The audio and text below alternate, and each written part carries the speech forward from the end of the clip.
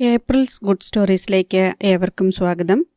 മെഴുവേലി ബാബുജി എഴുതിയ സ്വർണം എന്ന നോവലിൻ്റെ 2ാം ഭാഗമായ കളർ ഓഫ് ഡെത്ത്. അധ്യായം 1. കാളി. കനകസഭാപതി പണിപ്പെട്ട് കണ്ണുകൾ തുറന്നു. അയാൾ ഒരു ചോരക്കട്ടയായി കഴിഞ്ഞിരുന്നു. കാളിച്ചരൺ പെട്ടെന്ന് അയാൾക്കരികിൽ തറയിലിരുന്നു. ആ ശിരസുയർത്തി തൻ്റെ മടിയിൽ വെച്ചു. എവിടുന്നൊക്കെയോ ചോര പതച്ചു വരികയാണ്. ചേട്ടാ, അവൻ അയാളുടെ കവിളിൽ തടവി.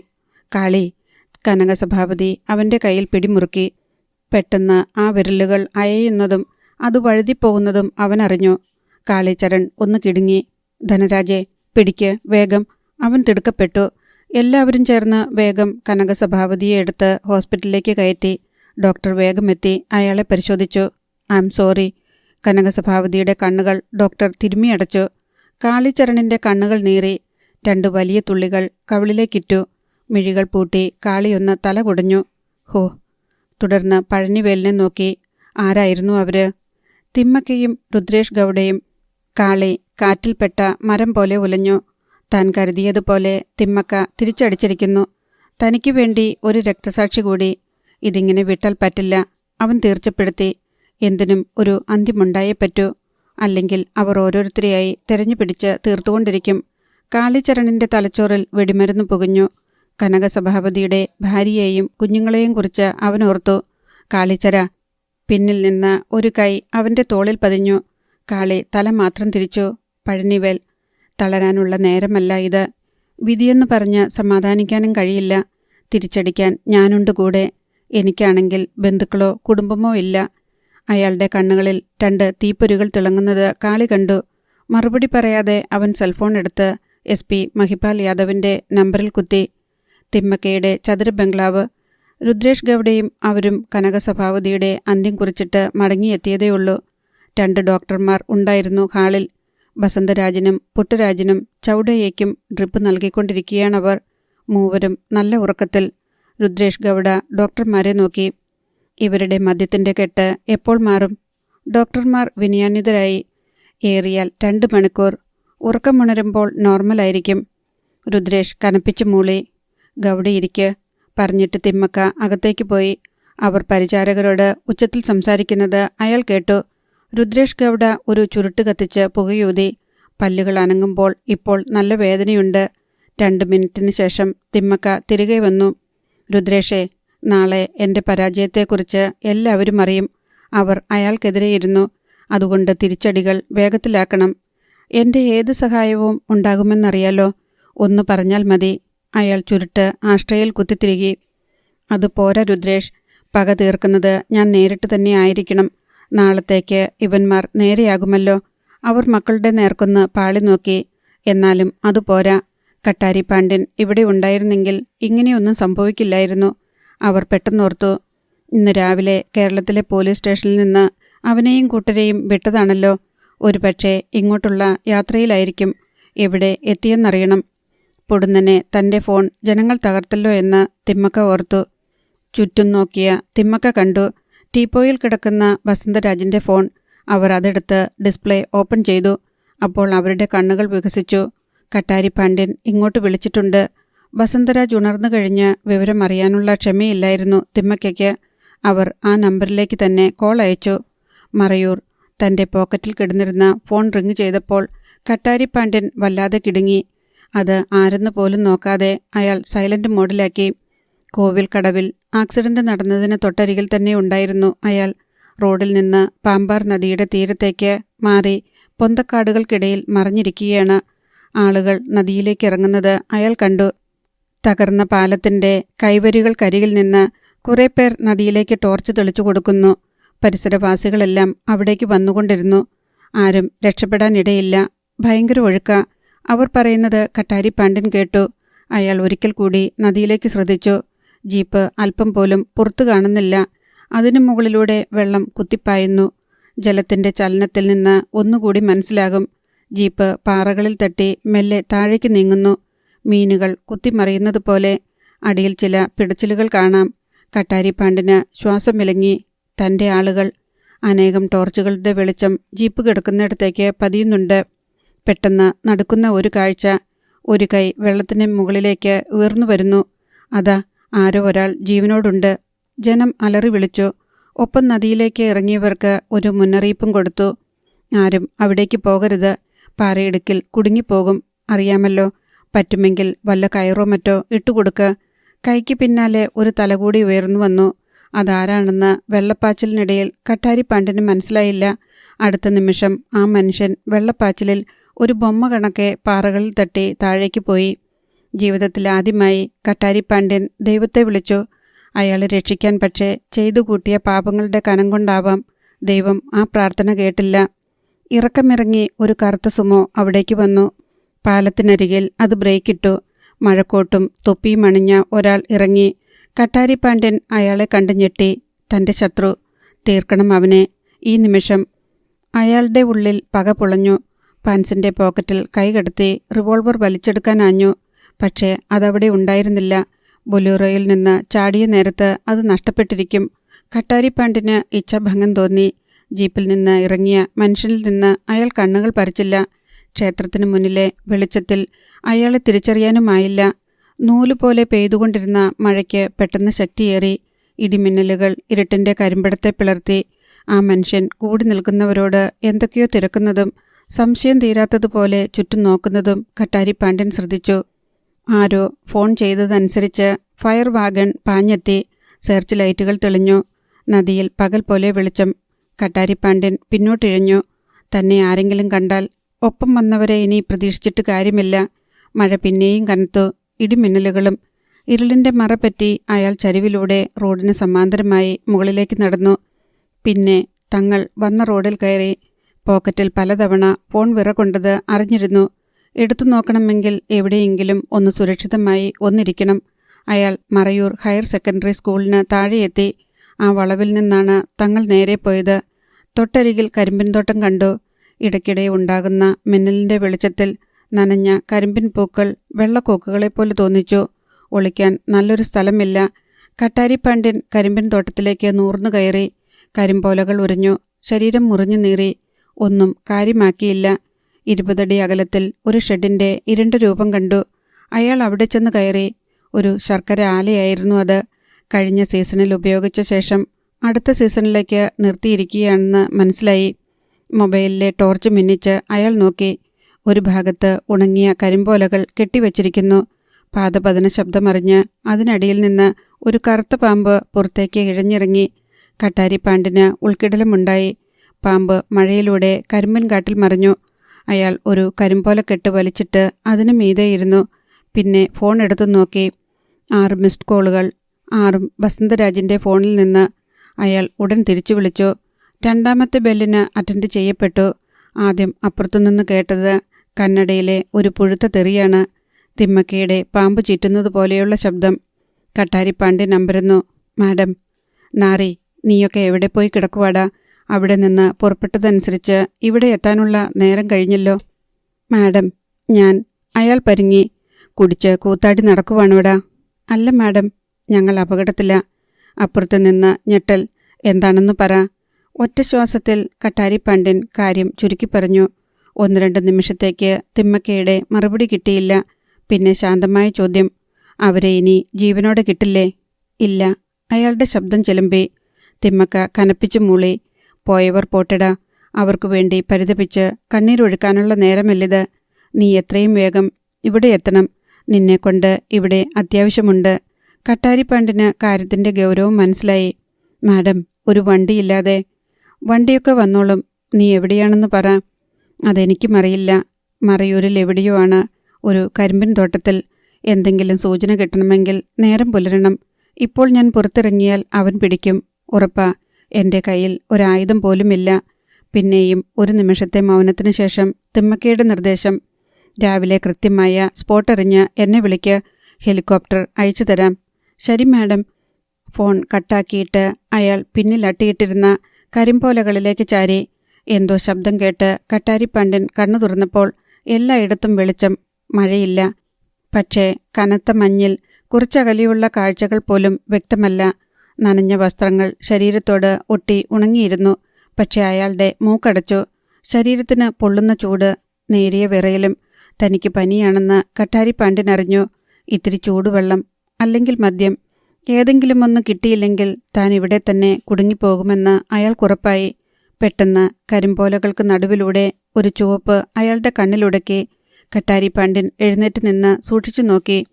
ആ ചുവപ്പ് ചലിക്കുന്നുണ്ട്. അയാൾക്ക് നേരിയ ഭീതി തോന്നി. അത് മഞ്ഞിലൂടെ തൻ്റെ അടുത്തേക്ക് വരുന്നത് പോലെ. പൊടുന്നനെ ഒരു സ്കൂളിൽ മണിയടിക്കുന്ന ഒച്ച കേട്ടു. ആ ദിക്കിലേക്ക് കട്ടാരി പാണ്ഡ്യൻ ശ്രദ്ധിച്ചു. കരിമ്പോലകൾക്ക് മുകളിലൂടെ ഒരു മങ്ങിയ ചിത്രം പോലെ ഒരു കെട്ടിടത്തിൻ്റെ ഏതാനും ഭാഗം കാണാം. അതിന് പിന്നിൽ ആകാശം തുളച്ചുയർന്നു നിൽക്കുന്ന പോലെ ഒരു പാറമല. അതിനു മുകളിൽ സൂര്യപ്രകാശത്തിൻ്റെ തിളക്കം. കുന്നിനു മുകളിൽ ഒരു കുരിശ്. അതിൽ വെളിച്ചമടിച്ച് തിളങ്ങുന്നുണ്ട്. പിന്നെ പാറകൾ കീറി നിർമ്മിച്ചതുപോലെ കുഞ്ഞു വീടിൻ്റെ രൂപങ്ങൾ. കട്ടാരിപ്പാണ്ടിൻ്റെ കണ്ണുകൾ വികസിച്ചു. മുനിയറകൾ. നേരത്തെ കണ്ട ചുവപ്പ് കുറെ കൂടി അടുത്തു വന്നത് അയാൾ അറിഞ്ഞു. ഇപ്പോൾ വ്യക്തമായി അതൊരു യുവതിയാണ്. ഇരുനിറമുള്ള മെല്ലിഞ്ഞ പെണ്ണ്. പാവാടയും ബ്ലൗസും ചുവന്ന ഹാഫ് സാരിയും വേഷം. കയ്യിൽ ഒരു ചോറ്റുപാത്രം. കരിമ്പിൻ തോട്ടത്തിന് നടുവിലെ മൺതിട്ടയിലൂടെ അടിവാരത്തേക്ക് പണിക്ക് പോവുകയാണ്.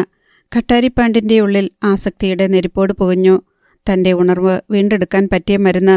ശബ്ദമുണ്ടാക്കാതെ കരിമ്പോലകൾ ഇരുവശത്തേക്കും മാറ്റി മാർജാര പാദങ്ങളോടെ അയാൾ മൺതിട്ടയ്ക്കരികിലേക്ക് നീങ്ങി. ഐസിൻ്റെ തണുപ്പുള്ള മഞ്ഞുതുള്ളികൾ മുത്തുമണികളായി അയാളുടെ മേൽ ചിതറി വീണു. തിട്ടയ്ക്ക് 3 അടി അകലത്തിലായി അയാൾ പൂച്ചയെപ്പോലെ പതുങ്ങി. പെൺകുട്ടി ഒരു തമിഴ് പാട്ടിൻ്റെ ഈരടികൾ മൂളിക്കൊണ്ട് അടുത്തു വരികയാണ്. അല്പം കഴിഞ്ഞപ്പോൾ അയാളുടെ നേരെ മുന്നിലെത്തി. അടുത്ത നിമിഷം കടുവ ഇര പിടിക്കുന്നതുപോലെ കട്ടാരിപ്പാണ്ഡ്യൻ അവളുടെ കാലുകളിൽ ചാടിപ്പിടിച്ചു വലിച്ചു. അമ്മേ! വിലാപത്തോടെ പെൺകുട്ടി താഴേക്ക് പതിച്ചു. ചോറ്റുപാത്രം പിടിവിട്ടുപോയി. അവൾ പിന്നീട് നിലവിളിക്കും മുൻപ് അയാൾ അവളെ ചുറ്റിപ്പിടിച്ചു മുറുക്കി. വായ്ക്കുമീതെ കൈപ്പടമർത്തി. ഒപ്പം കാതിൽ മുരണ്ടു. മിണ്ടിയാൽ കൊന്നുകളയും. പെൺകുട്ടിക്ക് ചലിക്കാൻ കഴിഞ്ഞില്ല. താഴെ വീണ ചോറ്റുപാത്രം കൂടി എടുത്തുകൊണ്ട് അയാൾ അവളെ ആലയ്ക്ക് നേരെ വലിച്ചിഴച്ചു. അവൾ കൈകാലുകൾ അടിച്ചു പിടഞ്ഞു. അയാൾ ശർക്കര ആലയിലേക്ക് അവളെ വലിച്ചു കയറ്റി. അവളുടെ ഹാപ്സാരി വലിച്ചിഴിച്ച് വായിലൂടെ ചുറ്റുകിട്ടി. വെളുത്ത പല്ലുകൾ തുണിയിൽ അമരുന്നത് കട്ടാരിപ്പാണ്ഡ്യൻ കണ്ടു. സാരിയുടെ ഒരഗ്രം കൊണ്ട് അവളുടെ കൈകളും പിന്നോട്ട് തിരിച്ചു ചേർത്ത് കെട്ടി. പിടിവിട്ടപ്പോൾ അവൾ തറയിൽ മലർന്നു വീണു. എണ്ണ പുരട്ടിയതുപോലെ തോന്നിക്കുന്ന അവളുടെ വയറും നിറഞ്ഞ മാറും അയാളെ ഉന്മത്തനാക്കി. അടങ്ങിക്കിടന്നാൽ നിനക്ക് ഞാൻ ഉയിര് തിരിച്ചു തരും. അല്ലെങ്കിൽ കട്ടാരിപ്പാണ്ഡ്യൻ ക്രൂരമായി ചിരിച്ചു. ചുറ്റും നിന്ന് ആരും നോക്കിയാലും തങ്ങളെ കാണില്ലെന്ന് അയാൾക്ക് ഉറപ്പുണ്ടായിരുന്നു. പെൺകുട്ടി എന്തോ പറയാൻ വേണ്ടി തല കുടഞ്ഞുകൊണ്ടിരുന്നു. അത് ശ്രദ്ധിക്കാതെ അയാൾ അവളുടെ ചോറ്റുപാത്രം എടുത്തു തുറന്നു. ചപ്പാത്തിയും വെജിറ്റബിൾ കറിയും അവളുടെ ഉച്ചഭക്ഷണം. കട്ടാരിപ്പാണ്ഡ്യൻ അത് തിന്നു. പക്ഷേ കുടിക്കാൻ വെള്ളം കിട്ടിയില്ല. അയാളുടെ കണ്ണുകൾ കരിമ്പിൻ തണ്ടിലുടക്കി.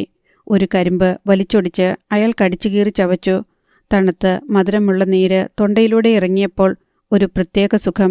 മടങ്ങിവന്ന് അയാൾ വീണ്ടും കരിമ്പോലകൾക്ക് മുകളിലിരുന്നു. പെൺകുട്ടി എഴുന്നേൽക്കാൻ ശ്രമിക്കുന്നുണ്ട്. പക്ഷേ കൈകൾ പിന്നിൽ കെട്ടിയിരിക്കുന്നതിനാൽ സാധിക്കുന്നില്ല. ഇനി ഞാൻ പറയാതെ നീ അനങ്ങിയാൽ ഒറ്റച്ചവിട്ടിന് നട്ടെല്ലൊടിക്കും. അയാൾ ഷൂസണിഞ്ഞ കാൽ ഉയർത്തിക്കാട്ടി. അവളുടെ കണ്ണുകളിൽ ഭീതി ഓളം വെട്ടി. ഞാനിപ്പോൾ നിന്റെ വായിലെ കെട്ടഴിക്കും. എനിക്ക് ചില വിവരങ്ങൾ അറിയാൻ വേണ്ടി. അതിനിടയിൽ നീ രക്ഷയ്ക്ക് മുറവിളി കൂട്ടിയാൽ അത് നിന്റെ അവസാനത്തെ ശബ്ദമായിരിക്കും. മനസ്സിലായോടി നായിൻ്റെ മോളെ? നിസ്സഹായതയോടെ പെൺകുട്ടി തലയാട്ടി. നീ ഇങ്ങനെ തന്നെ കിടന്നാൽ മതി, എഴുന്നേൽക്കണ്ട. കുനിഞ്ഞ് അയാൾ അവളുടെ വായിലെ തുണി അഴിച്ചു. അവൾ ശ്വാസം വലിച്ചുവിട്ടു. എന്താ നിന്റെ പേര്? പവിഴം. അവളുടെ ചുണ്ടു വിറച്ചു. പവിഴമോ മുത്തോ എന്തുമാകട്ടെ, ചോദിക്കുന്നതിന് ഉത്തരം വേണം. അയാൾ ശബ്ദം താഴ്ത്തി. ആ കാണുന്ന സ്കൂളിൻ്റെ പേരെന്താ? Marayur higher secondary school. ആ കുന്നോ? കുരിശുമല. ഓക്കെ. അപ്പോൾ തന്നെ കട്ടാരിപ്പാണ്ഡ്യൻ തിമ്മക്കയെ വിളിച്ച് സ്പോട്ട് പറഞ്ഞുകൊടുത്തു. ശരി കട്ടാരി, കൂടിയാൽ 2.5 മണിക്കൂർ. അതിനുള്ളിൽ ആ കുന്നിൻ മുകളിലേക്ക് വരും നമ്മുടെ ഹെലികോപ്റ്റർ. അപ്പോൾ നീ അവിടെ തന്നെ ഉണ്ടാകണം. തിമ്മക്കയുടെ മറുപടി. അയാൾ ഫോൺ കട്ട് ചെയ്ത് ആർത്തിയോടെ പവിഴത്തെ നോക്കി.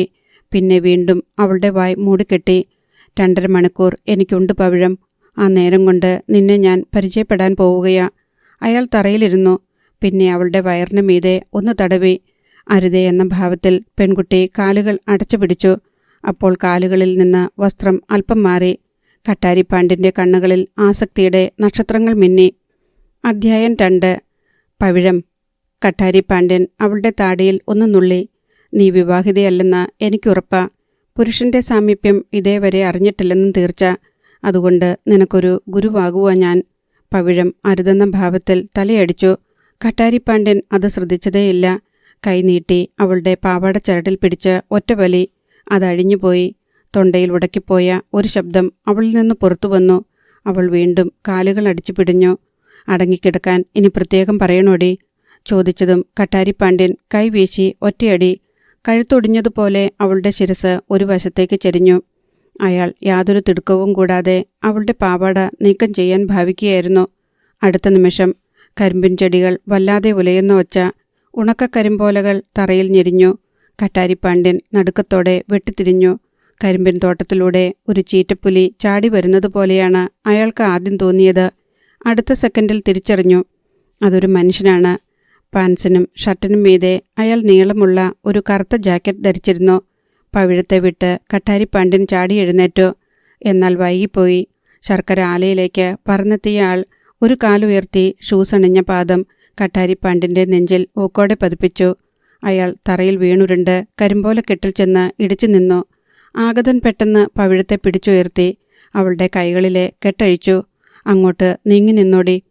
പെൺകുട്ടി പാവാട വീണ്ടും മുറുക്കിക്കെട്ടി. വായിലെ കെട്ടുമഴിച്ചു. പിന്നെ ഒരു വശത്തേക്ക് മാറി നിന്നു. തുടർന്ന് സംശയത്തോടെ ആഗതനെ നോക്കി. കട്ടാരിപ്പാണ്ഡ്യൻ, ദ ഗ്രേറ്റ് ബാസ്റ്റാർഡ്. ആഗതൻ ചിരിച്ചു. ആ ശബ്ദം അയാൾ തിരിച്ചറിഞ്ഞു. ഫോണിലൂടെ പലവട്ടം കേട്ട ശബ്ദം. തൻ്റെ ശത്രു, തൻ്റെ ആളുകൾ മരിക്കാൻ കാരണമായവൻ.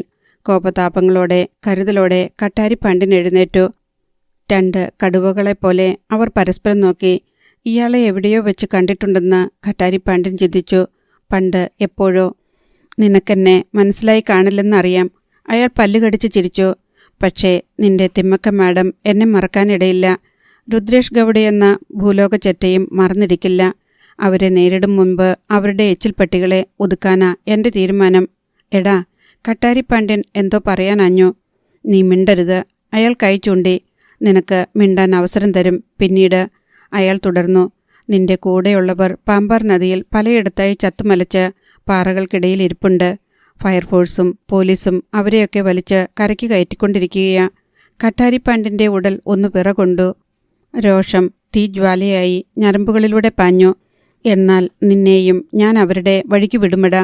പറഞ്ഞതും ആക്രമിച്ചതും ഒരേ നേരത്തായിരുന്നു കട്ടാരിപ്പാണ്ഡ്യൻ.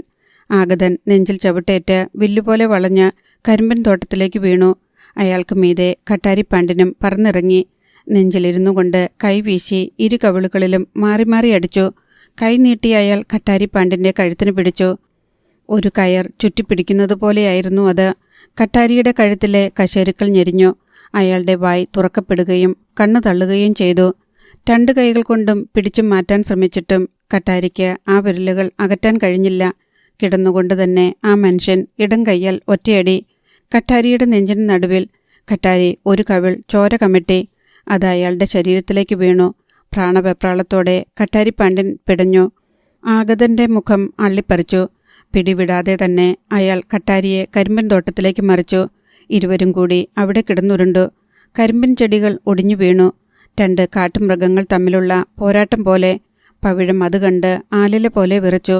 അവിടെ നിന്ന് ഓടിയകന്നാൽ കൊള്ളാമെന്ന് അവൾക്ക് തോന്നി. പക്ഷേ കാലുകൾ തറയിൽ പതിഞ്ഞമർന്നതുപോലെ. ഒരടി നീങ്ങാനായില്ല. അപ്പോൾ കണ്ടു, കട്ടാരിപ്പാണ്ഡ്യനെ ആ മനുഷ്യൻ വലിച്ചുയർത്തുന്നു. പിന്നെ ശർക്കര ആലയിലേക്ക് വലിച്ചെറിയുന്നു. ഒരു ചാക്കുകെട്ടുപോലെ അയാൾ കൊപ്പാറ വയ്ക്കുന്ന വലിയ അടുപ്പിൻ്റെ കുഴിയിലേക്ക് വീണു. ശർക്കര നീര് പാനിയാക്കുന്ന വമ്പൻ പാത്രമാണ് കൊപ്പാറ. അടുപ്പിലുണ്ടായിരുന്ന പഴയ ചാരം ഇളകിപ്പറന്നു. ആഗതൻ സാവധാനം ആലയിലേക്ക് കയറി വന്നു. അയാളുടെ കണ്ണുകൾ വട്ടം ചുറ്റി. കൊപ്പാറ ഉയർത്താൻ ഉപയോഗിക്കുന്ന വലിയൊരു കയർ ആലയുടെ മേൽക്കൂരയിൽ ഉറപ്പിച്ചിരിക്കുന്ന കപ്പിയിലൂടെ കോർത്ത് ഒരു വശത്തെ തൂണിൽ ചുറ്റിക്കെട്ടി വെച്ചിട്ടുണ്ട്. വല്ല വിധേനയും അടുപ്പിൻ്റെ കുഴിയിൽ നിന്ന് എഴുന്നേൽക്കാൻ ഭാവിക്കുകയായിരുന്നു കട്ടാരിപ്പാണ്ഡ്യൻ. അടുത്ത നിമിഷം ആഗതൻ ആ കയറഴിച്ചു. അതിൽ വേഗത്തിലൊരു കുടുക്കിട്ടു. കട്ടാരി! ഇടിവെട്ടും പോലെ അയാളുടെ ശബ്ദമുയർന്നു. ഈ ഭൂമിയിൽ ജീവിച്ച് ആയുസെത്താതെ നിന്റെ കൈകൊണ്ട് മരിച്ചവർക്കും ഇനി മരിക്കാനുള്ളവർക്കും വേണ്ടി ഒരു സൽക്കർമ്മം ചെയ്യാൻ പോവുകയാ ഞാൻ. ആവേശത്തിൽ അയാളുടെ ശ്വാസഗതിക്ക് വേഗതയേറി. നിന്റെ വൃത്തികെട്ട പ്രാണൻ, അത് ഞാനിങ്ങെടുക്കുക. ഒരു പാമ്പ് ചുറ്റഴിഞ്ഞു വരുന്നതുപോലെ അന്തരീക്ഷത്തിൽ കയർ കുരുക്ക് നീണ്ടു പറന്നു വന്നു. അത് കട്ടാരിപ്പാണ്ഡ്യൻ്റെ കഴുത്തിൽ പതിഞ്ഞു. മിന്നൽ പോലെ ആഗതൻ കയറിന്റെ രണ്ടാമത്തെ അഗ്രത്തിൽ പിടിച്ചു. അടുത്ത നിമിഷം കട്ടാരിപ്പാണ്ഡ്യൻ വലിച്ചു പൊക്കപ്പെട്ടു. കാലിന്റെ പെരുവിരലുകൾ മാത്രം തറയിൽ കുത്തിനിൽക്കാൻ പാകത്തിൽ കട്ടാരിപ്പാണ്ഡ്യന്റെ ഉടൽ ഉയർന്നു. അപ്പോൾ അയാൾ കയർ തൂണിൽ കെട്ടി. കട്ടാരിപ്പാണ്ഡ്യൻ ആ കുരുക്ക് നീക്കാൻ ശ്രമിച്ചു. പക്ഷെ കഴിഞ്ഞില്ല. കൊല്ലരുത്. അയാളുടെ ശബ്ദം ചാകാൻ പോകുന്ന ആടിൻ്റേതുപോലെയായി. ജീവിക്കാൻ അർഹതയില്ലാത്തവന് യാചിക്കാനും അർഹതയില്ല. ആ മനുഷ്യൻ കട്ടാരിപ്പാണ്ഡ്യന്റെ തൊട്ടു മുന്നിലെത്തി. ഇനി ഞാൻ ആരെന്ന് പറയാം? ഭഗവതി അപ്പൻ. മരണത്തിനും ജീവിതത്തിനും ഇടയിലുള്ള ആ സെക്കൻഡിൽ പോലും കട്ടാരിപ്പാണ്ഡ്യൻ വല്ലാതെ കിടുങ്ങി. ചീറിപ്പാഞ്ഞു വരുന്ന ഒരു ട്രെയിനിന്റെ ഒറ്റക്കണ്ണിലെ വെളിച്ചം, ഉരുക്കുപാളങ്ങൾ ഞെരിയുന്ന ഒച്ച, പാളങ്ങൾക്ക് നടുവിൽ ചലിക്കുന്ന നിഴലുകൾ ഒക്കെ കട്ടാരിപ്പാണ്ഡ്യന്റെ മനസ്സിൽ മിന്നി. നീ ഭഗവതിയപ്പൻ നേർത്ത പുഞ്ചിരിയോടെ തലയാട്ടി. അതെ, ഞാൻ തിരിച്ചു വന്നിരിക്കുന്നു. കൊന്നു മാത്രം കണക്ക് തീർക്കാൻ. പക്ഷെ നിന്റേത് വെറും മരണമായിരിക്കില്ല. പറഞ്ഞിട്ട് ഭഗവതിയപ്പൻ പവിഴത്തിന് നേരെ തിരിഞ്ഞു. നിനക്കും തീർക്കാനില്ല ഇവനോട് കണക്കുകൾ. ഒന്നും ബാക്കി വയ്ക്കാതെ തീർത്തോ. പിന്നീട് അവസരം ലഭിക്കില്ല. പവിഴത്തിന്റെ കണ്ണുകളിൽ 2 ചുവന്ന മിന്നാമിന്നികൾ തിളങ്ങി. പല്ലുകൾ കടിച്ചു പിടിച്ചുകൊണ്ട് അവൾ കട്ടാരിപ്പാണ്ഡ്യന് നേരെ അടിവെച്ചു. പിന്നെ തന്റെ ചെരുപ്പൂരി. പിശാചേ! അവൾ അയാളുടെ കവിളിൽ മാറി മാറി അടിച്ചു. എടി! കട്ടാരിപ്പാണ്ഡ്യൻ അലറി. അവൾ അത് ശ്രദ്ധിച്ചില്ല. അടി തുടർന്നു. കട്ടാരിയുടെ ചുണ്ടുപൊട്ടി ചോര ചീറ്റി. പവിഴം അയാളുടെ മുഖത്ത് കാറിത്തുപ്പി. ഇനി മതി. ഭഗവതി അപ്പൻ അവളെ തടഞ്ഞു. എന്നിട്ട് അവിടെ കിടന്നിരുന്ന അവളുടെ ചോറ്റുപാത്രം എടുത്തുകൊടുത്തു. നന്ദിയോടെ അവൾ അത് വാങ്ങി. പിന്നെ എന്തോ പറയാനാഞ്ഞു. ഭഗവതി അപ്പൻ കൈ ഉയർത്തി. വേണ്ട കുട്ടി, ഒന്നും പറയണ്ട. നിനക്ക് നിന്റെ സ്ത്രീത്വം നഷ്ടപ്പെട്ടില്ലല്ലോ. ആരോടും ഒന്നും പറയരുത്. നീ ഇവിടെ വന്നിട്ടില്ല, ആരെയും കണ്ടിട്ടുമില്ല. അല്ലെങ്കിൽ നിനക്ക് പോലീസ് സ്റ്റേഷനും കോടതിയുമൊക്കെ കയറേണ്ടി വരും. ഈ നാട്ടിലെ കാര്യമല്ലേ. നീ ചിലപ്പോൾ പ്രതിയായെന്നും വരും. അത് പാടില്ല. പൊയ്ക്കോ. നിറകണ്ണുകളോടെ പവിഴം ഒരു നിമിഷം കൂടി ഭഗവതി അപ്പനെ നോക്കി നിന്നു. പിന്നെ കരിമ്പുകളെ വകഞ്ഞു മാറ്റി നടന്നുപോയി. ഭഗവതി അപ്പൻ പോക്കറ്റിൽ നിന്ന് ഒരു കത്തിയെടുത്തു. ഒരു കരിമ്പ് മുറിച്ചെടുത്ത് അതിൻ്റെ ഏതാനും ഓലകൾ ഇരിഞ്ഞ് ചുരുട്ടി കട്ടാരിപ്പാണ്ഡ്യൻ്റെ കൈകൾ പിന്നിലേക്ക് ചേർത്ത് കെട്ടി. തുടർന്ന് 2 ഓലകൾ ചേർത്ത് 4 നീളത്തിൽ മടക്കിയെടുത്തു. മുഴുവൻ മടങ്ങിക്കഴിഞ്ഞപ്പോൾ അത് നല്ല കനത്തിലായി. അയാളുടെ ഉദ്ദേശമറിയാതെ കട്ടാരിപ്പാണ്ഡ്യൻ വേർത്തു. തറയിൽ കുത്തിനിൽക്കുന്ന പെരുവിരലുകൾ ഒടിഞ്ഞു പോകുന്ന വേദന. ഭഗവതിയപ്പൻ കട്ടാരിപ്പാണ്ഡ്യൻ്റെ കവിളിൽ കുത്തിപ്പിടിച്ചു. പിന്നെ മടക്കിയ കരിമ്പോലകൾ വായിലേക്ക് കുത്തിത്തിരുകി. അതിൻ്റെ അരം കൊണ്ട് കട്ടാരിയുടെ വായുടെ വശങ്ങളും നാവും മുറിഞ്ഞു നീറി. നിന്നെ കൊല്ലുമ്പോൾ അർഹിക്കുന്ന അന്തസ് തരണ്ടേടാ. ഭഗവതിയപ്പൻ ഒരടി നീളത്തിൽ കരിമ്പിൻ തണ്ട് മുറിച്ചെടുത്ത് ഒരഗ്രം ചെത്തിക്കൂർപ്പിച്ചു. ഇത് ശർക്കരയുണ്ടാക്കാനും കടിച്ചു പറിച്ചു തിന്നാനും മാത്രമല്ലെന്ന് നീ അറിയണം. പറഞ്ഞതും ഒറ്റക്കുത്ത്. കട്ടാരിയുടെ വയറിന് മധ്യത്തിൽ അത് നട്ടലിൽ ചെന്ന് കുത്തിനിന്നു. ഒന്ന് നിലവിളിക്കാൻ പോലും കഴിയാതെ കട്ടാരിപ്പാണ്ഡ്യൻ കയറിൽ കിടന്നു പിടഞ്ഞു. ഞൊടിയിടയിൽ ഭഗവതിയപ്പൻ കത്തിമുന അയാളുടെ പുരുകങ്ങൾക്കിടയിൽ മുട്ടിച്ചു. കട്ടാരിപ്പാണ്ഡ്യൻ പല്ലുകൾ കടിച്ചു പിടിച്ചുകൊണ്ട് കണ്ണുകൾ ഇറുക്കിയടച്ചു. ആ ക്ഷണം ഭഗവതിയപ്പൻ കത്തി താഴേക്ക് വലിച്ചു. ആദ്യം കട്ടാരിപ്പാണ്ഡ്യൻ്റെ മൂക്കും ചുണ്ടുകളും താടിയും പിളർന്നു. പിന്നെ നെഞ്ചിലൂടെ താഴേക്ക്. അവസാനം കരിമ്പിൽ കുത്തി കത്തി നിന്നു. കത്തിപ്പോയ ഭാഗത്ത് ആദ്യം ഒരു വെളുത്ത വര. പിന്നെ ഒരു ചാലിലേക്ക് പൊയ്ക വരുന്നതുപോലെ അവിടേക്ക് ചോര പതച്ചു. റബ്ബർ പാൽ ഒഴുകുന്നതുപോലെ ചോര കരിമ്പിൻ തണ്ടിലൂടെ ഒഴുകി വന്ന് താഴേക്കിറ്റു. ധാരം മുറിയാതെ. പെട്രോളിൽ വീണ പാമ്പിനെ പോലെ കട്ടാരിപ്പാണ്ഡ്യൻ കയറിൽ കിടന്ന് പിടഞ്ഞു. ആ സെക്കൻഡിൽ അയാളുടെ പോക്കറ്റിൽ ഫോൺ റിങ് ചെയ്തു. ഭഗവതിയപ്പൻ കൈനീട്ടി അതെടുത്തു. തിമ്മക്ക കോളിംഗ് എന്ന് ഡിസ്പ്ലേയിൽ കണ്ടു. ഭഗവതിയപ്പൻ അറ്റൻഡ് ചെയ്തു. ഹെലികോപ്റ്റർ പുറപ്പെട്ടിട്ടുണ്ട്. അപ്പുറത്തു നിന്ന് ശബ്ദം കേട്ടു. എന്തിന്? ഭഗവതിയപ്പൻ ചിരിച്ചു. ഉടൽ മാത്രമേ വാഹനത്തിൽ കൊണ്ടുപോകാൻ പറ്റൂ. ആത്മാവിനെ കൊണ്ടുപോകാൻ കഴിയുമോടി? അപ്പുറത്തെ ഞെട്ടൽ ഫോണിലൂടെ തിരിച്ചറിഞ്ഞു ഭഗവതിയപ്പൻ. ആരാടാ നീ? പാമ്പു ചീറ്റും പോലെ തിമ്മക്കയുടെ ചോദ്യം. അറിയും നീ വൈകാതെ. ഇപ്പോൾ പറയാൻ നേരമില്ല. ഞാൻ കട്ടാരിപ്പാണ്ഡ്യനെ ഒന്ന് യാത്രയാക്കട്ടെ. അയാൾ ഫോൺ അടുപ്പിലേക്കിട്ടു. തുടർന്ന് കയർ വലിച്ചുയർത്തി. അതിൽ കിടന്ന് കട്ടാരിപ്പാണ്ഡ്യൻ പിടഞ്ഞു. ചോര വൃത്തം പോലെ ചിതറി വീണു. ഏതാനും സെക്കൻഡുകൾ. കട്ടാരിപ്പാണ്ഡ്യൻ്റെ ചലനം നിലച്ചു. തല ഒരു വശത്തേക്ക് ചാഞ്ഞു. ഭഗവതിയപ്പൻ കയറിൻ്റെ അഗ്രം തൂണിൽ കെട്ടിനിർത്തി. ഒട്ടും തിരക്കില്ലാതെ കരിമ്പിൻ കാട്ടിലേക്ക് നടന്നിറങ്ങി. മഞ്ഞിനെ ആവാഹിച്ചുകൊണ്ട് ഒരു കാറ്റ് വീശി. കരിമ്പോലകൾ ഇളകി. മഞ്ഞുതുള്ളികൾ ചിതറി വീണു. കാറ്റിൽ കട്ടാരിപ്പാണ്ഡ്യൻ്റെ ശരീരവും മെല്ലെ ആടിക്കൊണ്ടിരുന്നു. 2 മണിക്കൂറിന് ശേഷം കർണകഠോരമായ ഒരു ശബ്ദം അടുത്തുവന്നു. മറയൂർ ഹയർ സെക്കൻഡറി സ്കൂളിലെ കുട്ടികൾ അധ്യാപകരുടെ അനുവാദം പോലും ചോദിക്കാതെ പുറത്തു ചാടി. അവർ കണ്ടു, കൂറ്റൻ തുമ്പിയെപ്പോലെ ഒരു ഹെലികോപ്റ്റർ. സ്കൂളിന് മുന്നിൽ നിന്നിരുന്ന മാവിൻ ശിഖരങ്ങൾ ശക്തമായ കാറ്റിലുലഞ്ഞു. കുരിശുമലയ്ക്ക് പുറത്ത് 10 മിനിറ്റ് ഹെലികോപ്റ്റർ ചുറ്റിക്കറങ്ങി. പിന്നെ വന്ന വഴിയെ മടങ്ങിപ്പോയി. കോളാർ. ഉച്ച കഴിഞ്ഞപ്പോൾ കനകസഭാവതിയുടെ മൃതദേഹം പോസ്റ്റ്മോർട്ടം കഴിഞ്ഞു കിട്ടി. കനിയിൽ നിന്ന് പുറത്തെടുത്ത ശവശരീരങ്ങൾ ബന്ധുക്കൾക്ക് വിട്ടുകൊടുത്തും തുടങ്ങി. കോളാറിൻ്റെ പല ഭാഗങ്ങളിൽ നിന്നും ആകാശത്തേക്ക് കറുത്ത പുകയുയർന്നു. പിന്നെ അത് ഒന്നു ചേർന്ന് മൗനം കറുപ്പിച്ചു. എവിടെയും കരിയുന്ന മാംസത്തിൻ്റെയും സുഗന്ധദ്രവ്യങ്ങളുടെയും സമ്മിശ്രഗന്ധം. തേങ്ങലുകൾ. ഹോസ്പിറ്റലിൽ നിന്ന് നാഗരാജൻ മടങ്ങിയെത്തിയിരുന്നു. ആരോടും ഒന്നും പറയാതെ അയാൾ മുറിയിൽ കയറിക്കിടന്നു. SP മഹിപാൽ യാദവിൻ്റെ ഓഫീസിലേക്ക് കാളിച്ചരൺ കടന്നു ചെന്നു. മണിക്കുട്ടൻ പുറത്ത് ജീപ്പിലിരുന്നതേയുള്ളൂ. കാളിയിരിക്കെ. അവനെ കണ്ടതും മഹിപാൽ യാദവ് കസേരയിലേക്ക് കൈ ചൂണ്ടി. പക്ഷേ കാളിച്ചരൺ ഇരുന്നില്ല. ഒരു കാര്യം മാത്രം അറിയാൻ വന്നതാണ് സാർ ഞാൻ. അതറിഞ്ഞിട്ട് എനിക്കുടൻ മടങ്ങണം. കടങ്ങൾ ഒത്തിരി ബാക്കി കിടക്കുന്നു. മഹിപാൽ യാദവ് അവൻ്റെ മുഖത്തേക്ക് നോട്ടം നട്ടു. നിന്റെ ഉള്ളിൽ എന്താണെന്ന് എനിക്കറിയാം കാളി. തിമ്മക്ക, രുദ്രേഷ് ഗൗഡ ദൃക്സാക്ഷികളുണ്ടായിട്ടും കനകസഭാപതിയുടെ കൊല ചെയ്ത അവരെ എനിക്ക് തൊടാൻ കഴിയുന്നില്ല. എനിക്കെന്തെങ്കിലും ചെയ്യാൻ കഴിയുമോ എന്ന് നിനക്കറിയണം. കഴിയില്ലെങ്കിൽ നിനക്ക് നിയമം കയ്യിലെടുക്കണം. ആമായി കറക്റ്റ്? ദീർഘമായി ഒന്ന് നിശ്വസിച്ചുകൊണ്ട് കാളിച്ചരൺ തലയാട്ടി. മഹിപാൽ യാദവ് തുടർന്നു. തൽക്കാലം എനിക്കവരെ ഒന്നും ചെയ്യാൻ കഴിയില്ല.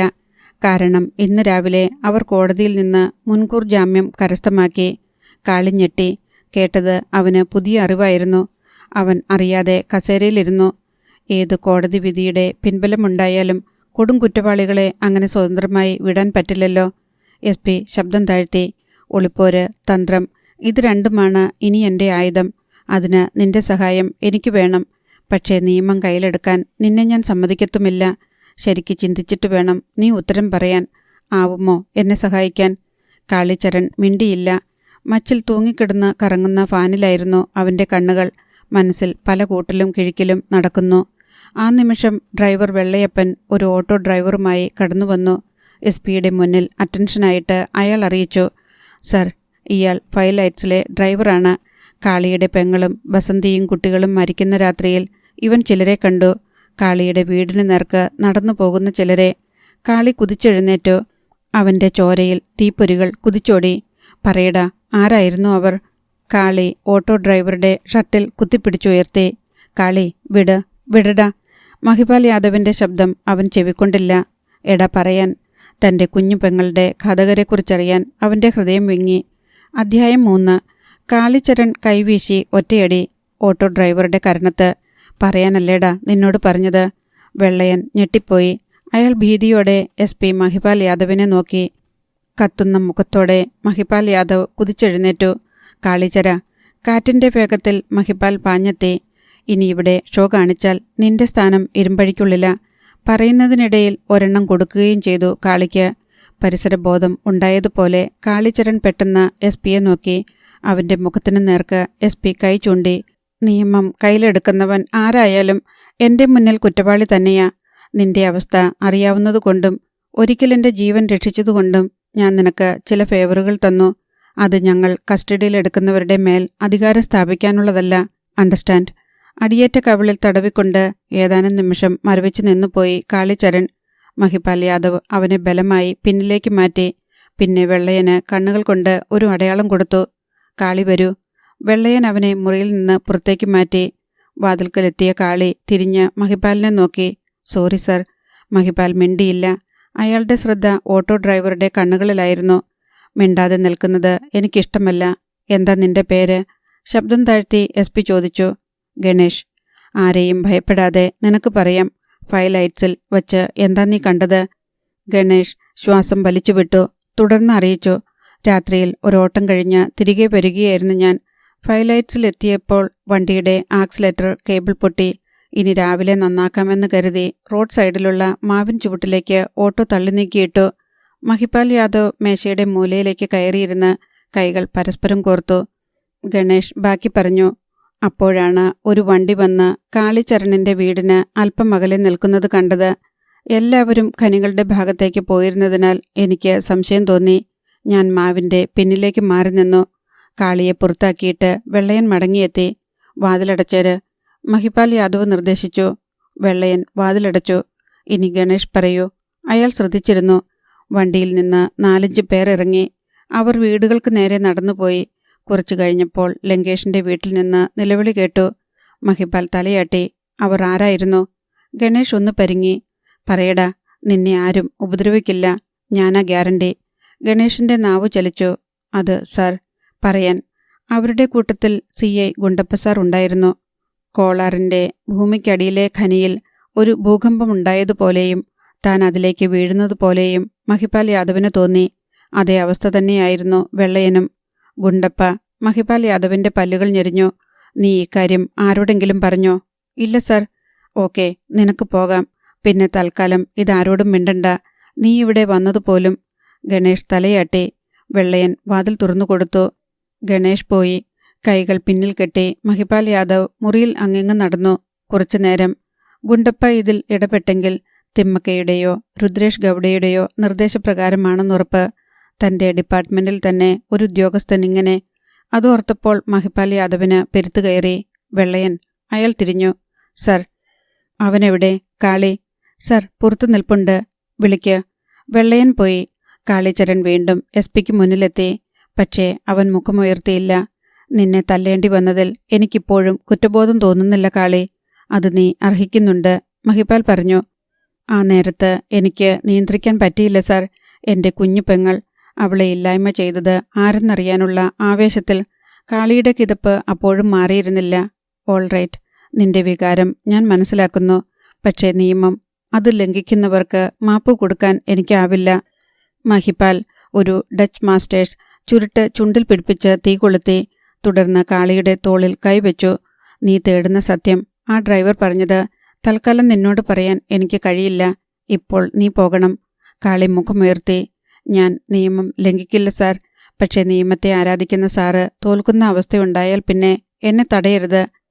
അവൻ മറുപടി കാക്കാതെ തിരിഞ്ഞു നടന്നു. അവന്റെ വാക്കുകളിലെ മുന്നറിയിപ്പ് SP-ക്ക് മനസ്സിലായി. താൻ പരാജയപ്പെട്ടാൽ പിന്നെ അവൻ മേലും കീഴും നോക്കില്ലെന്ന്. അയാൾ ഫോണെടുത്ത് CA ഓഫീസിലേക്ക് വിളിച്ചു. ഗുണ്ടപ്പയെ ലൈനിൽ കിട്ടി. You come to my office immediately. അതുമാത്രം പറഞ്ഞിട്ട് ഫോൺ കട്ട് ചെയ്തു. SP ഓഫീസിൽ നിന്നിറങ്ങിയ കാളിച്ചരൺ തിടുക്കത്തിൽ 540-ൽ ചാടിക്കയറി. എടുത്തു ചാടുന്നതുപോലെ ജീപ്പ് മുന്നോട്ട് കുതിച്ചു. SP സാർ, എന്തു പറഞ്ഞു കാളി? മണിക്കുട്ടിന്റെ ചോദ്യത്തിന് അവൻ ഉത്തരം പറഞ്ഞില്ല. 1 കിലോമീറ്റർ ഓടിക്കഴിഞ്ഞ് ജീപ്പ് ഒരു വളവ് വെട്ടിത്തിരിഞ്ഞു. അപ്പോൾ മുന്നിൽ ഗണേഷിന്റെ ഓട്ടോ പോകുന്നതും അത് പ്രധാന റോഡിൽ നിന്ന് ഇടവഴിയിലേക്ക് തിരിയുന്നതും കണ്ടു. സർക്കാർ ഭൂമിയായതിനാൽ ആ ഭാഗത്ത് വീടുകളില്ല. അക്കേഷ്യ മരങ്ങൾ തിങ്ങി നിറഞ്ഞു നിൽക്കുന്ന കാട് പിടിച്ച സ്ഥലം. മിന്നൽ വേഗത്തിൽ ഓട്ടോയെ കടന്ന് 540 മുന്നിൽ കയറി വട്ടം തിരിഞ്ഞ് ബ്രേക്കിട്ടു. പരിഭ്രമത്തോടെ ഗണേഷ് ഓട്ടോ നിർത്തി. കാളിച്ചരൺ ചാടിയിറങ്ങി. ഒന്നും മനസ്സിലാകാതെ മണിക്കുട്ടനും. കാളിയെ തിരിച്ചറിഞ്ഞതും ഗണേഷിന്റെ മുഖം വിളറി. നേരത്തെ ഏറ്റ അടിയുടെ തരിപ്പ് അയാളുടെ കവിളിൽ നിന്നും മാറിയിരുന്നില്ല. ഇങ്ങോട്ട് വാടാ. കാളി അയാളുടെ ഷർട്ടിൽ കുത്തിപ്പിടിച്ച് പുറത്തേക്ക് വലിച്ചിറക്കി. പിന്നെ ഓട്ടോയിലേക്ക് ചാരിയമർത്തി.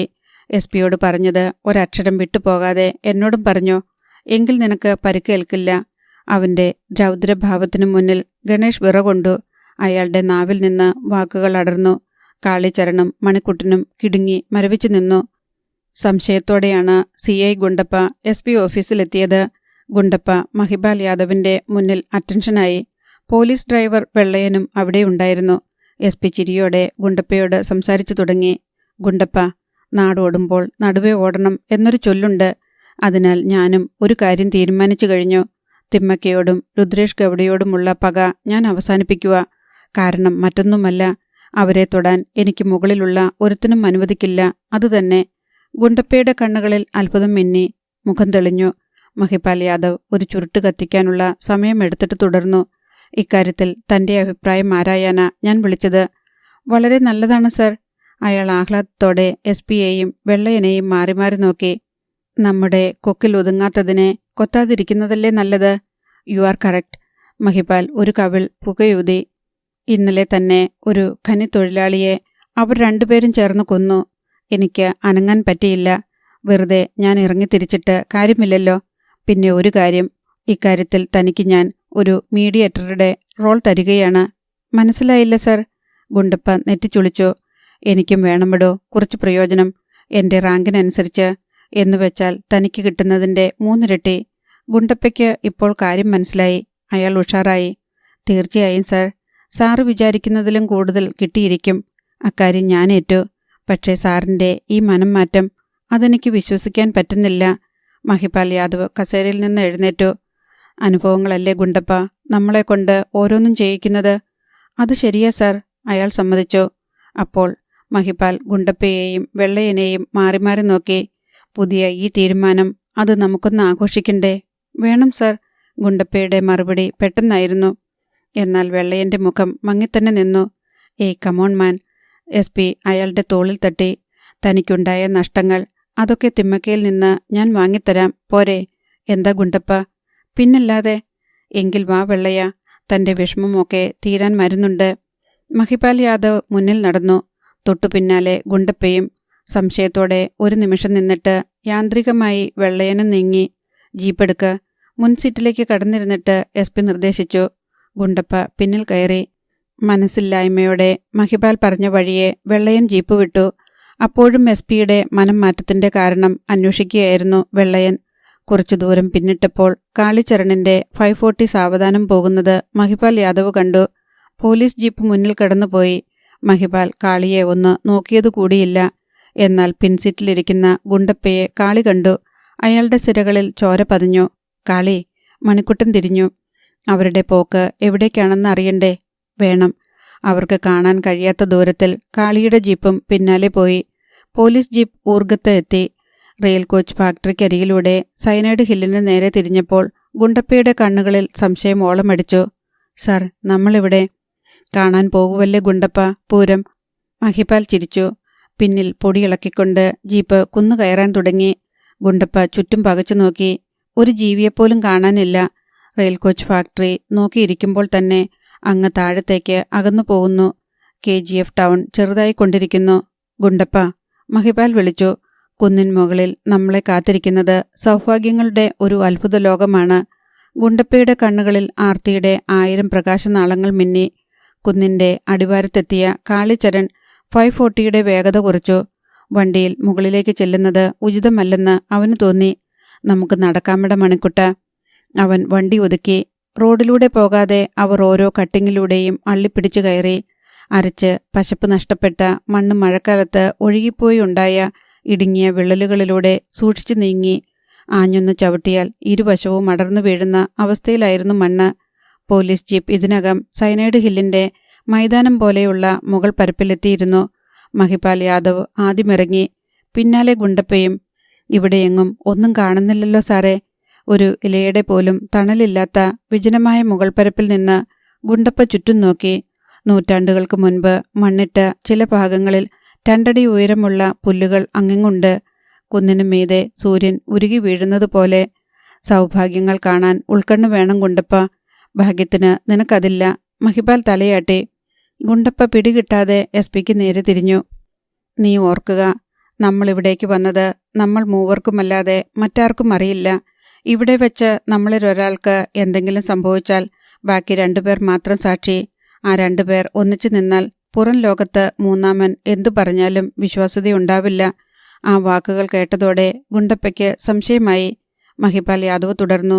ഇപ്പോഴും നിനക്കൊന്നും മനസ്സിലായി കാണില്ലെന്ന് എനിക്കറിയാം. അതിനുള്ള ബുദ്ധിയുണ്ടായിരുന്നെങ്കിൽ പ്രായപൂർത്തിയാകാത്ത പെൺകുട്ടിയെ ഉൾപ്പെടെ നീ ബലാത്സംഗം ചെയ്ത് കൊല്ലില്ലായിരുന്നു. ചുട്ടുപഴുത്ത സൂര്യൻ തലയ്ക്ക് മുകളിലേക്ക് അടർന്നു വീണതുപോലെ ഗുണ്ടപ്പ നടുങ്ങി. സർ.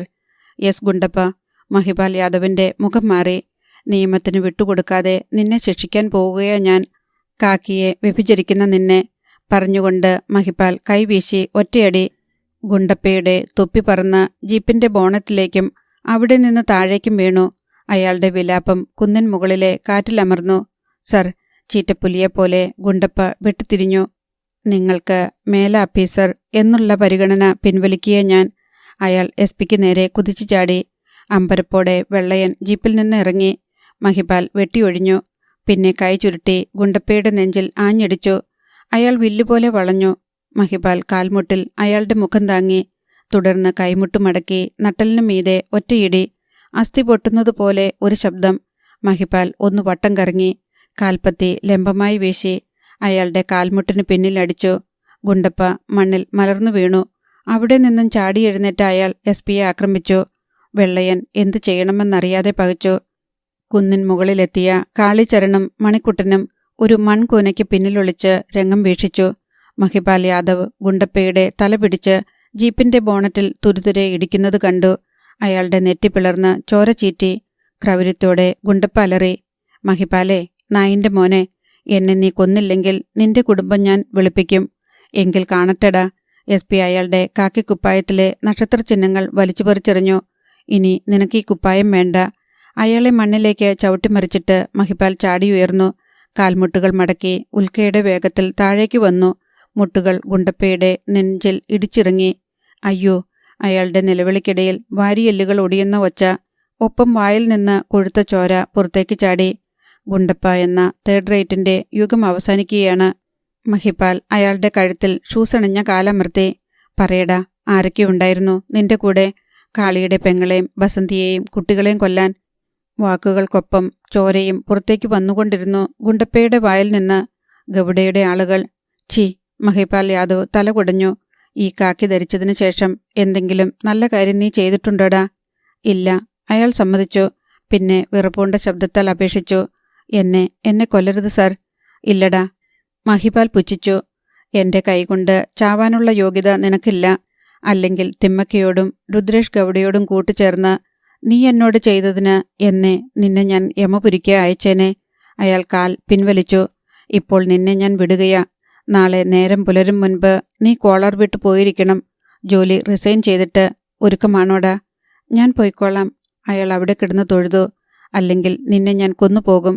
ചുട്ടുപൊള്ളുന്ന മണ്ണിൽ അയാളെ ഉപേക്ഷിച്ച് മഹിപാൽ യാദവ് വെട്ടിത്തിരിഞ്ഞു. അധ്യായം 4. വെള്ളയാ, പോകാം.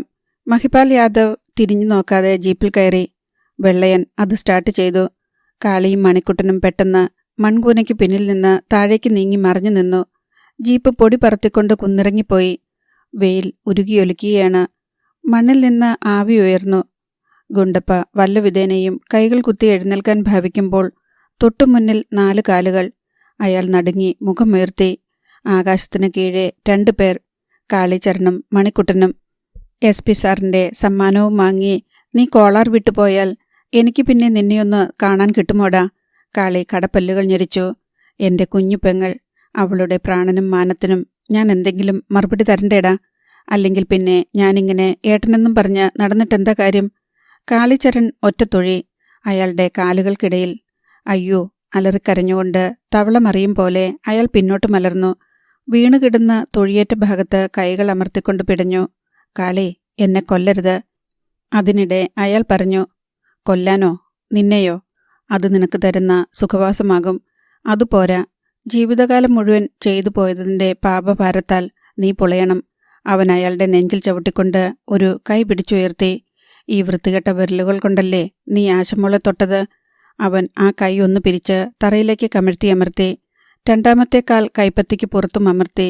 മണിക്കുട്ടൻ പെട്ടെന്ന് തറയിലിരുന്നു. തുടർന്ന് അയാളുടെ വിരലുകളിൽ തടവി. നല്ല ഒന്നാന്തരം വിരലുകൾ. കൈക്കൂലി എണ്ണി നോക്കാൻ പറ്റിയത്. ഒത്തിരി വാങ്ങി തുപ്പല് തൊട്ട് എണ്ണി നോക്കിയിട്ടുണ്ടല്ലോ അല്ലേ ഗുണ്ടപ്പ സാറേ? ക്രൂരമായി ചിരിച്ചുകൊണ്ട് അവൻ ഒരു വിരലിൽ ആദ്യം പിടിച്ചു. ശേഷം ഒറ്റയൊടിക്കൽ. കപ്പത്തണ്ട് ഒടിയുന്നതുപോലെ ഒരു ശബ്ദം. ഗുണ്ടപ്പ അലറിപ്പിടഞ്ഞു. കാളി കുനിഞ്ഞ് തലയും താടിയും ചേർത്ത് പിടിച്ചു.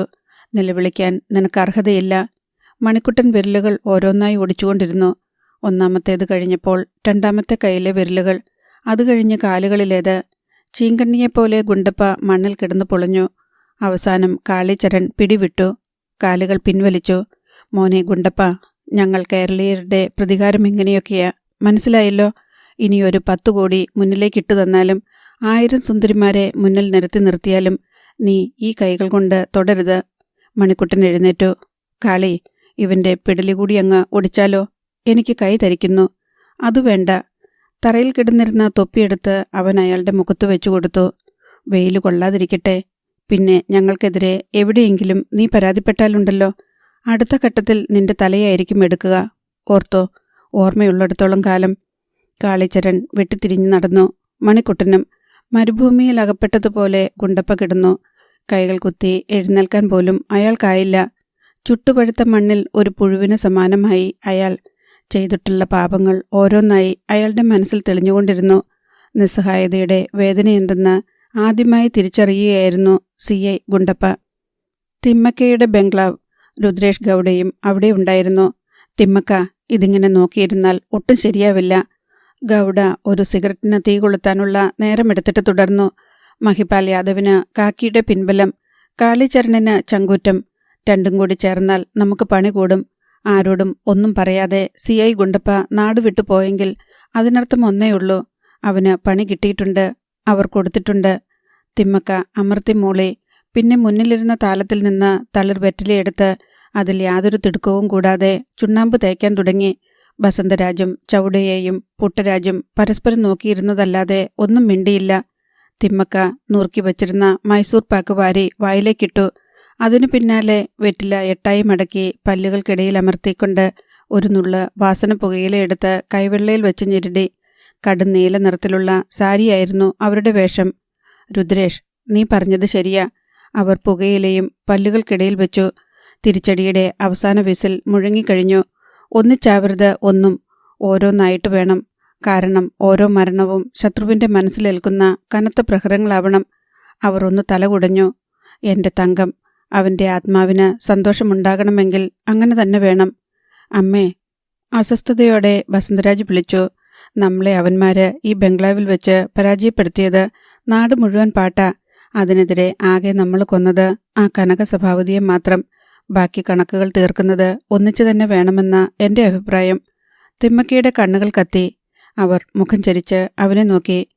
എന്തിനും പോന്ന 3 ആൺമക്കളുണ്ടായിട്ടും പരാജയപ്പെട്ടവളാ ഞാൻ. കനകസഭാപതിയെ തീർക്കാനും ഞാൻ തന്നെ വേണ്ടിവന്നു. അതുകൊണ്ട് കഴിവുകെട്ട നീയൊന്നും അഭിപ്രായം പറയല്ലേ. ഒന്നിച്ച് തിരിച്ചടിക്കുക എന്ന് പറഞ്ഞാൽ ഖനിത്തൊഴിലാളികളെ മുഴുവൻ ഒന്നിച്ചു കൊല്ലണം. അതിന് നിങ്ങൾക്കാവുമോ? ബസന്തരാജിന് ഉത്തരം മുട്ടി. മകനെ തീർത്തും അവഗണിച്ച് തിമ്മക്ക വീണ്ടും രുദ്രേഷ് ഗൗഡയെ നോക്കി. രുദ്രേഷ്, നിന്റെ സൈന്യത്തെ മുഴുവൻ കളത്തിലിറക്കണം. എൻ്റെയും. ആദ്യം കാളിചരണും മഹിപാൽ യാദവും വീഴണം. അത് കഴിഞ്ഞാൽ. തിമ്മക്ക കോളാമ്പിയെടുത്ത് അതിലേക്ക് തുപ്പി. അവരുടെ ചുണ്ടുകൾ ചോര പോലെയായി. മറ്റുള്ളവർ ഇങ്ങോട്ട് വന്ന് മരണം ഇരുന്നു വാങ്ങിക്കൊള്ളും. പെട്ടെന്ന് അംഗരക്ഷകരിൽ ഒരാൾ അവിടേക്ക് കടന്നു വന്നു. എന്തടാ? തിമ്മക്കയുടെ പുരുകം വളഞ്ഞു. മാഡം, മുനിസിപ്പൽ ചെയർമാനും സെക്രട്ടറിയും കാണാൻ വന്നിട്ടുണ്ട്. വരാൻ പറ. തിമ്മക്ക നിവർന്നിരുന്നു. പരുങ്ങലോടെയാണ് ചെയർമാനും സെക്രട്ടറിയും വന്നത്. അവർ ഭവ്യതയോടെ ഗൗഡയെയും തിമ്മക്കയെയും നോക്കി. ഇരിക്ക്. തിമ്മക്ക സെറ്റിയിലേക്ക് കൈ ചൂണ്ടി. പക്ഷേ അവർ ഇരുന്നില്ല. എത്ര നായ്ക്കളെ കൊന്നു? ഞാൻ പറഞ്ഞതിനെ കിട്ടിയോ? കടുവയുടെ വരകളുള്ളതിനെ. ഇരുവരും തല കുനിച്ചപ്പോൾ തിമ്മക്കയുടെ കോപം ഇരട്ടിച്ചു. അണ്ണാക്കിൽ വെള്ളമൊഴിച്ചതുപോലെ നിൽക്കാതെ വാ തുറക്കടാ. മാഡം. ചെയർമാൻ്റെ നാവനങ്ങി. ഒന്നിനെപ്പോലും കൊല്ലാനായില്ല. ഞങ്ങൾ കമ്മിറ്റി കൂടി തീരുമാനമെടുത്തിട്ട് പോലും. അയാളുടെ ശബ്ദം പതറി. കൊല്ലാൻ ചെല്ലുന്നവരെ ജനങ്ങൾ ഒറ്റക്കെട്ടായി എതിർക്കുകയാ. അവസാനം പട്ടിപിടുത്തക്കാരെ അവർ കൊല്ലും എന്ന അവസ്ഥയായി. തിമ്മക്ക ചാടി എഴുന്നേറ്റു. അവർ ഭയന്ന് 2 അടി പിന്നോക്കം മാറി. നീയൊക്കെ എന്തിനാ മുനിസിപ്പാലിറ്റിയുടെ തലപ്പത്തിരിക്കുന്നത്? പട്ടിയെ കൊല്ലാൻ പോലും കഴിവില്ലാത്ത കഴുതകൾ. മാഡം. സെക്രട്ടറി എന്തോ പറയാനാഞ്ഞു. ഷട്ടപ്പ്. അവർ മുന്നോട്ട് വന്നു. നായ്ക്കളെപ്പോലെ നിന്നെയൊക്കെ ഞാൻ കൊല്ലണ്ടെങ്കിൽ കടന്നു പോയിക്കോണം ഈ നിമിഷം. ഇരുവരും ഭയന്ന് വിളറിത്തിരിഞ്ഞു നടന്നു. രോഷം കൊണ്ട് വിറയ്ക്കുകയായിരുന്നു തിമ്മക്ക. അവർ വസന്തരാജിനെ നോക്കി ഗർജിച്ചു. ഈ നിമിഷം മുതൽ കാളിചരണിൻ്റെയും മഹിപാൽ യാദവിൻ്റെയും നീക്കങ്ങൾ നോട്ട് ചെയ്യാൻ ഏർപ്പാടാക്ക്. സെക്കൻഡ് ബൈ സെക്കൻഡായി അവരുടെ ചലനങ്ങൾ എനിക്കറിയണം. തിമ്മക്ക ഹാളിലൂടെ 2 ചാൽ നടന്നു. പിന്നെ ഈ കർണാടകയിലുള്ള സകല ക്രിമിനൽസിൻ്റെയും ബയോഡേറ്റ തപ്പിയെടുക്കുക. കട്ടാരിപ്പാണ്ടിനും അവൻ്റെ സംഘവും നഷ്ടമായെടുത്ത് പുതിയൊരു സൈന്യം വേണം. അവരെ ഞാൻ നേരിട്ട് റിക്രൂട്ട് ചെയ്യും. ശരിയമ്മേ. ബസന്തരാജ് അനുജന്മാരെയും കൂട്ടി പുറത്തേക്ക് പോയി. ആൻഡേഴ്സൺ പേട്ട് കരിമ്പനകൾക്ക് താഴെയുള്ള ആ കൊച്ചു വീട്ടിൽ നിശബ്ദതയായിരുന്നു. പോർച്ചെവിയൻ മുറ്റത്തിരുന്ന് പനയോല കൊണ്ട് കുടയുണ്ടാക്കുന്ന ജോലിയിലാണ്. അയാളുടെ കയ്യിലിരുന്ന നാരായ കത്തി ബ്ലേഡിനേക്കാൾ മൂർച്ചയിൽ പനയോലത്തണ്ട് ചീകിക്കളഞ്ഞുകൊണ്ടിരുന്നു. തിണ്ണയിലെ തൂണിൽ ചാരി 2 കാലുകളുമില്ലാത്ത ജാനകി അത് നോക്കിയിരിക്കുകയാണ്. ജീവിതം ശരിക്കും വഴിമുട്ടിയിരുന്നു. ആകെയുള്ള വരുമാനമാർഗം ആ ടെലിഫോൺ ബൂത്തായിരുന്നു. കാര്യമായ പ്രയോജനമില്ലെങ്കിലും അത്യാവശ്യ കാര്യങ്ങൾ നടന്നിരുന്നു. അപ്പാ, ജാനകി വിളിച്ചു. പോർച്ചെവിയൻ പണി നിർത്താതെ തന്നെ തിരിഞ്ഞു. ഞാൻ BEMLന് മുന്നിൽ പഴക്കച്ചവടത്തിന് പോയാലോ? ഒരു തള്ളുവണ്ടിയിൽ ഞാൻ അതിലിരുന്നു കൊണ്ട് കച്ചവടം ചെയ്യാം. വേണ്ടെന്ന ഭാവത്തിൽ പോർച്ചെവിയൻ ആംഗ്യം കാട്ടി. അവൾക്ക് മനസ്സിലായി, താൻ വെയിലു കൊള്ളേണ്ടെന്നും തന്നെക്കൊണ്ട് അതിന് കഴിയില്ലെന്നുമാണ് അപ്പ പറയുന്നത്. നമുക്കും ജീവിക്കണ്ടേ അപ്പ? പോർച്ചെവിയൻ മുകളിലേക്ക് നോക്കി മറ്റൊരാംഗ്യം കാണിച്ചു. ജാനകിയുടെ മുഖം കറുത്തു. ദൈവം നോക്കിക്കൊള്ളുമെന്നോ? അങ്ങനെയായിരുന്നെങ്കിൽ എൻ്റെ ഈ കാലുകൾ പോകുമായിരുന്നു അപ്പ. പോർച്ചെവിയൻ്റെ കണ്ണുകളിൽ 2 തുള്ളികൾ ഉറവയെടുത്തു. ചെറുമകൾ കാണാതെ അയാൾ അത് ഒപ്പി. പെട്ടെന്ന് ജാനകി കൈ ചൂണ്ടി. അപ്പാ, പോലീസ്. പോർച്ചെവിയൻ മിന്നൽ വേഗത്തിൽ തിരിഞ്ഞു.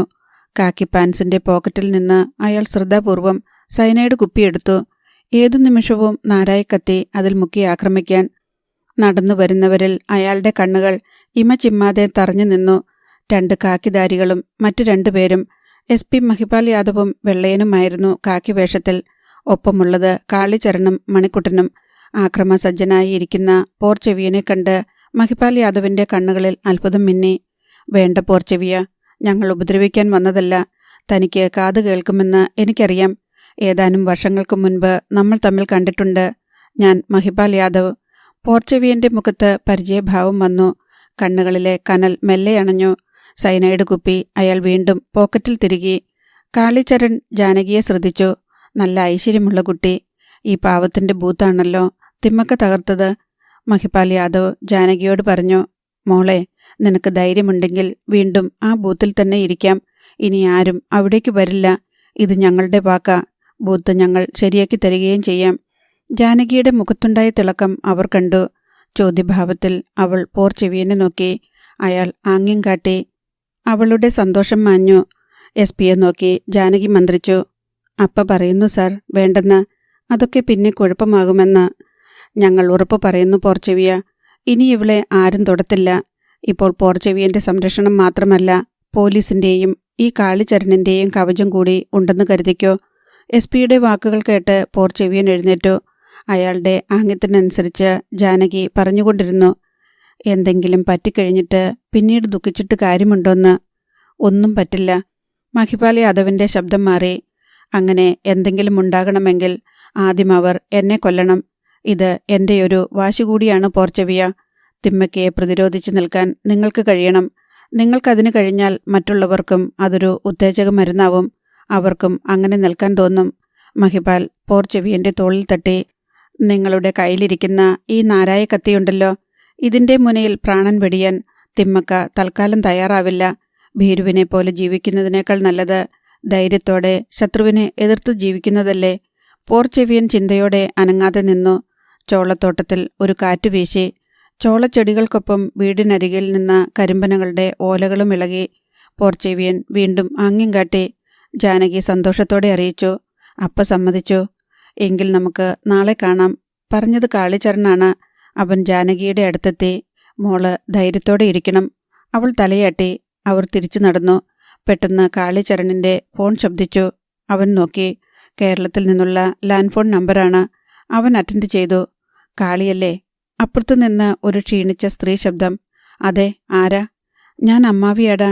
കാളിയുടെ മനസ്സൊന്നുലഞ്ഞു. വിശ്വജാലയുടെ അമ്മ. പെട്ടെന്ന് അവന് അപകടത്തിന്റെ ചൂരടിച്ചു. അമ്മാവിയെക്കൊണ്ട് പോലീസ് വിളിപ്പിക്കുന്നതാണെങ്കിലോ? എന്താ അമ്മാവി? ഒന്നും അറിയാത്തതുപോലെ അവൻ തിരക്കി. വിശ്വ അവിടെയുണ്ടോടാ? കാളിയുടെ കാതുകൾ കൂർത്തു. ഇല്ലല്ലോ. അവൾ എവിടെ പോയി? അറിയില്ല മോനെ. ഒരു തേങ്ങൽ. അമ്മാവൻ പത്തനംതിട്ട സബ് ജയിലിലാടാ. അവർ ഒരു കൊലപാതകത്തെക്കുറിച്ചും തുടർന്നുണ്ടായതിനെപ്പറ്റിയും പറഞ്ഞു. വിശ്വജാല എല്ലാം കാളിയോട് പറഞ്ഞിരുന്നതാണെങ്കിലും ഒന്നും അറിഞ്ഞില്ലെന്ന് അവൻ നടിച്ചു. അമ്മാവിയുടെ അടുത്ത് പോലീസ് ഉണ്ടെങ്കിലോ? ആ സ്ത്രീയുടെ ശബ്ദം പിന്നെയും കേട്ടു. കഴിഞ്ഞ ദിവസം നിന്നെയും തിരക്കി പോലീസ് ഇവിടെ വന്നിരുന്നു. അവന്റെ മനസ്സും ജാഗരൂകമായി. എന്തിന്? നീ എവിടെയാണെന്നും നാഗരാജൻ ചേട്ടന് ജോലി എന്താണെന്നും ഒക്കെ ചോദിച്ചു. നിന്നെക്കുറിച്ച് ഒന്നും അറിയില്ലെന്ന് ഞാൻ പറഞ്ഞു. പക്ഷേ ഏട്ടന്റെ ജോലിസ്ഥലം മറച്ചു വയ്ക്കാനായില്ല. എനിക്ക് തോന്നുന്നത് പോലീസ് അങ്ങോട്ട് വരുമെന്ന. കാളിചരണന്റെ ഉള്ളിൽ അപകടത്തിന്റെ ഒരു സ്ഫോടനം നടന്നു. പോലീസ് വന്നാൽ, വിശ്വജാല ഒരു കൊലയാളിയാണെന്ന് കേട്ടാൽ മഹിപാൽ സാർ പോലീസിനെ തടയില്ല. അവളല്ല ചെയ്തതെന്ന് പറഞ്ഞാൽ വിശ്വസിക്കുകയുമില്ല. അധികം സംസാരിക്കാതെ കാളി ഫോൺ കട്ട് ചെയ്തു. ആരായിരുന്നു കാളി വിളിച്ചത്? ചോളത്തോട്ടം പിന്നിട്ട് പുളിമര ചുവട്ടിലേക്ക് എത്തുമ്പോൾ മഹിപാൽ യാദവ് ചോദിച്ചു. നാട്ടിൽ നിന്നായിരുന്നു. അവൻ പരുങ്ങി. വിശേഷം വല്ലതും? അങ്ങനെ പ്രത്യേകിച്ചില്ല. മഹിപാൽ അവനെ സൂക്ഷിച്ചു നോക്കി. വിശേഷമില്ലാതാണോടാ വിശ്വജാലയെ തേടി പോലീസ് വരുന്നത്? കിടുങ്ങിപ്പോയി കാളിചരൺ. ഇനി ഒന്നും മറച്ചു വച്ചിട്ട് കാര്യമില്ലെന്ന് തോന്നി. മടക്കയാത്രയ്ക്കിടയിൽ അവനെല്ലാം പറഞ്ഞു. മഹിപാൽ മൂളിക്കേട്ടു. ശേഷം അറിയിച്ചു. ഇന്ന് രാവിലെയാ എനിക്ക് കേരളത്തിൽ നിന്ന് മെസ്സേജ് കിട്ടിയത്. പോലീസിന്റെ 3 പേർ അടങ്ങുന്ന ഒരു ടീം ഇങ്ങോട്ട് വരുന്നുണ്ടെന്നും അവർക്ക് വേണ്ട സഹായങ്ങൾ ചെയ്തു കൊടുക്കണമെന്നും. സങ്കടത്തോടെ കാളി SP നോക്കി. സർ, അവൾ തെറ്റുകാരിയല്ല. ആയിരിക്കാം, പക്ഷേ അതിന് തെളിവ് വേണം. അതുണ്ടോ നിന്റെ കയ്യിൽ? അതില്ല, പക്ഷെ ഞാനതുണ്ടാക്കും സർ. അതുവരെ അവളെ പോലീസിന് വിട്ടുകൊടുക്കരുത് സർ. മഹിപാൽ മറുപടി പറഞ്ഞില്ല. അടുത്ത ദിവസം പുലർച്ചെ 5 മണി. ഐലൻഡ് എക്സ്പ്രസ് കൃത്യസമയത്ത് തന്നെ ബംഗാർപേട്ട് റെയിൽവേ സ്റ്റേഷനിലെത്തി. അതിൽ Chittoor CI മധുചന്ദ്രനും SI George ജേക്കബും ASI സാവന്തുമുണ്ടായിരുന്നു. പുറത്ത് പോലീസ് ജീപ്പിൽ വെള്ളയൻ അവരെ കാത്തിരിക്കുന്നുണ്ടായിരുന്നു. പോലീസ് ഉദ്യോഗസ്ഥൻ അവിടെയെത്തി സ്വയം പരിചയപ്പെടുത്തി. തുടർന്ന് ജീപ്പിൽ കയറി. ജീപ്പ് നീങ്ങി. കാളിചരൺ അത് കാണുന്നുണ്ടായിരുന്നു. അടുത്ത ഭാഗം നാളെ.